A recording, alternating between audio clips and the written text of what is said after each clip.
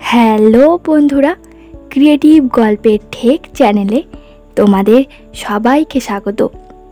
তোমরা সবাই শুনছো দ্রাক্ষাণী অতীন্দ্রিয় শক্তি সিজন 3, আর আজকের পর্ব হলো 2। তাহলে চলো বেশি দেরি না করে আজকের পর্বটা শুরু করা যাক।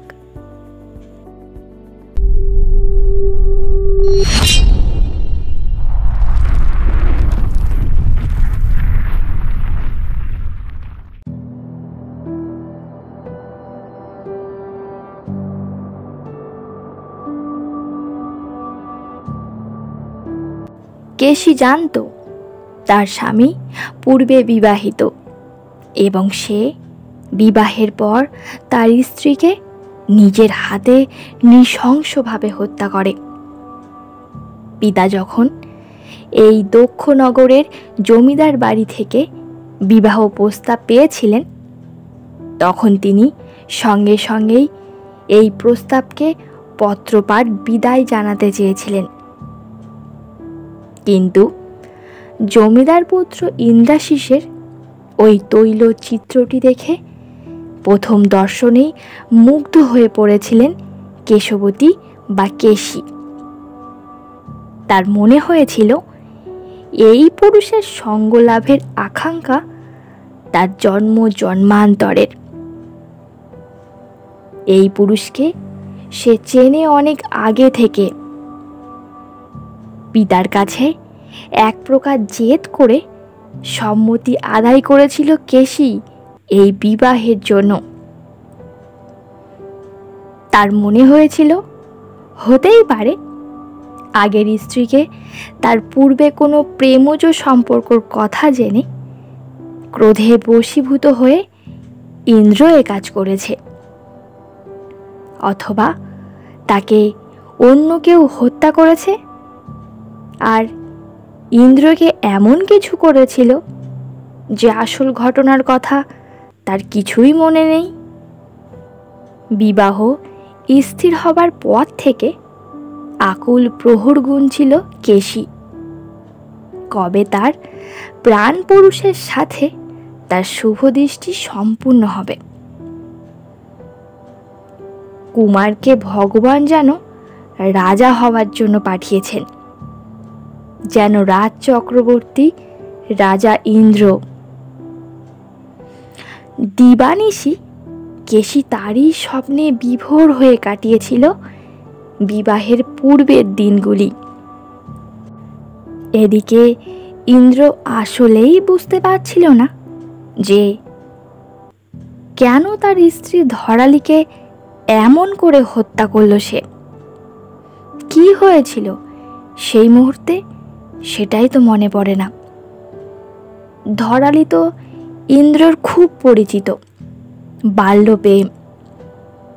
সমাজে কালিমা লিপ্ত হবে বলে ধরাকে কোনোদিন কারো সামনে আনেনি ইন্দ্র। তারা লুকিয়ে লুকিয়ে সাক্ষাৎ করত। সেই কুঞ্জ মেলায় যখন প্রথম ধারার সাথে আলাপ, তখন ইন্দ্র মাত্র 14 বছরের আর ধারা 9 বছরের। গুড় গুড় করে আম বাগানে আসত বন্ধুটির সাথে দেখা করতে ধারা। ইন্দ্র যেন একটা আমোক টান অনুভব করত ধারার প্রতি। কত ষড়যন্ত্র করে পিতাকে ওই জমিদার বাড়িতেই সম্বন্ধ পাঠাবার ব্যবস্থা করেছিল ইন্দ্র। নায়েব মশাইকে দিয়ে সব ব্যবস্থা করেছিল সে। নায়েব মশাই অবাক হয়েছিলেন যখন ধারাকে রক্তাক্ত অবস্থায় পেয়েছিলেন সেদিন। ভাবতে পারছিলেন না যে ইন্দ্র তাকে হত্যা করেছে। ইন্দ্র যখন সম্বিত ফিরে পেয়েছিল, তখন মোটা পাটের দড়ি দিয়ে বাঁধা অবস্থায় নিজেকে আবিষ্কার করেছিল সে। বাবা মশাই শুধু হতাশ চোখে তাকিয়ে বলেছিলেন, কেন করলে এটা ইন্দ্র? এভাবে আমার মান সম্মান ডুবিয়ে দিতে পারলে তুমি? মেয়েটা কি অন্যায় করেছিল? কেন তাকে মারলে? শুনেছি এটা আসলে সম্বন্ধ করে তো বিবাহ নয়। নায়েব মশাই আমাকে সব কিছু বলেছেন। প্রেমজ বিবাহে এমন কি হলো যে বিবাহ সম্পূর্ণ করে ফেরার সাথে মেয়েটাকে এমন নৃশংসভাবে মেরে দিলে? ইন্দ্র হাহাকার করে বলেছিল, আমার কিছু মনে নেই বাবা মশাই, আমাকে একবার ধরালির কাছে নিয়ে চলুন।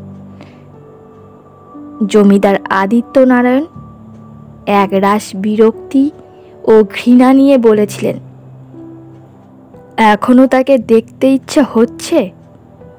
মুন্ডহীন ওই রক্তাক্ত বিকৃতি দেহটি এখনো দেখার অভিপ্রায় ব্যক্ত করতে পারছো তুমি? জানো তুমি, মেয়েটির মা আমাকে চিকের আড়াল থেকে বলেছিলেন তিনি ভাগ্যবতী, যে মেয়েকে আমাদের বাড়ির বউ করে পাঠাচ্ছেন। এখন সেই মায়ের কি অবস্থা বুঝতে পারছো তুমি বর্বর? এটা কেমন ধরনের মানসিক ভারসাম্য হারিয়ে যাওয়া কর্মকাণ্ড? ইন্দ্র চেয়েও দেখতে পায়নি তার প্রেম, তার নবপরিণীতা ধরালিকে। তাকে ওই পোড়া মন্দির থেকেই চিতায় তুলতে সরাসরি নিয়ে যাওয়া হয়েছিল নদীর ধারে। এককালের লুর্নি নামের নদী এখন একটা মজার সাঁকো মাত্র। শোনা যায় নাকি ওই নদী এককালে ঝর্ণা ছিল। সেই নদীর ধারেই শেষকৃত্য সম্পূর্ণ হয় অভাগী ধরালির। হয়তো ওই প্রথম বিবাহিতা স্ত্রী, যার বিবাহের পর সে শ্বশুর বাড়ির চৌকাঠে দুধে আলতা পার না করে সরাসরি শ্বশুর বাড়ির গ্রামের শ্মশান পর্যন্ত পৌঁছেছিল। এদিকে জমিদার গিন্নি ভবানী বারে বারে নিজের মন্দ কপালকে দোষী করছিল। এমন সোনার টুকরো ছেলে কিনা শেষে স্ত্রীর হত্যা করে বসল। সেই ইন্দ্রকে স্ত্রীর মৃত্যুর 1 বছর পেরিয়ে আবার বিবাহের জন্য পীড়াপিড়ি করলে সে বাধ্য হয়েই রাজি হলো। কাউকে কিছু বলতে না পারলেও প্রতিদিন রাতে তার ঘুম আসে না। ধরার মুন্ডহীন দেহ যেন তাকে ঘুমোতে দেয় না। সে সব সময় অনুভব করে তার তক্তপোষের নিচে যেন ধরা লুকিয়ে আছে। সে যখন চোখ বোঝে তার মাথার সিথানে যেন ধরা দাঁড়িয়ে থাকে। ওর মুন্ডহীন দেহ থেকে রক্ত চুইয়ে পড়ে ঘরের লাল মেঝেতে টপ টপ করে। লাল মেঝের লালকে যেন ছাপিয়ে যায় ধারার রক্ত। আহা, সে কি বিভীষিকা! অসহ্য লাগে রাতের নিস্তব্ধতাকে। ইন্দ্র চেয়েও কাউকে কিচ্ছুটি বলতে পারে না। সে একবার ওই পোড়া মন্দিরে গিয়েছিল বুঝতে যে আসলে সেদিন ঠিক কী হয়েছিল। কিন্তু ওই পরিত্যক্ত মন্দিরটির ভাঙা গর্ভগৃহে ঢুকে যেন মূর্তিটি দেখেই ইন্দ্র সব কিছু ভুলে গিয়েছিল। ভক্তিরসে নিমজ্জিত হয়েছিল সে। আহা, সে কি সুন্দর মূর্তি! বেলে পাথরের তৈরি এই মন্দিরে এখন হাজার ফাটল ধরেছে। ফাঁকে ফাঁকে বট অসুস্থ গাছ বাসা বেঁধে ফেলেছে। এই মন্দিরে বিরাজিতা দেবীর নাম নাকি দেবী দ্রাক্ষাণী। তিনি চতুর্ভুজা, পিনন্নত পয় ধয়া, সূক্ষ্মকোটি বিবিধ অস্ত্রে সজ্জিতা। অষ্টধাতু নির্মিত এই দেবী মূর্তি যে কতটা প্রাচীন সেটা কেউ সঠিক জানে না। তবে এই মূর্তি আর মন্দির সব কিছু পরিত্যক্ত ও অভিশপ্ত, তাই এখানে কেউ আসে না। ইন্দ্র সেইবারে মন্দিরে ধারার মৃত্যু রহস্য খুঁজতে গিয়ে ঘন্টার পর ঘন্টা মন্দিরের ভেতরেই বসেছিল।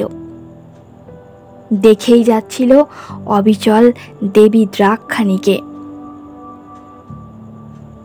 এই এত পুরনো মন্দিরে চামচিকে, সাপ, বিষাক্ত পোকামাকড় সব আছে, কিন্তু সেসব নিয়ে ভ্রুক্ষেপ ছিল না ইন্দ্রের। তারপর ওকে খুঁজতে খুঁজতে জমিদার বাবুর পাইকরা এখানে এসে হাজির হয়, আর এক প্রকার টেনে হিঁচড়ে ইন্দ্রকে নিয়ে যাওয়া হয় জমিদার বাড়িতে। তারপর বাবামশাই এই কেশবতীর তৈলচিত্র দেখালো ইন্দ্রকে। খুব চেনা লাগছিল ওই মুখটা, যেন আগেও দেখেছে কেশবতীকে ইন্দ্র।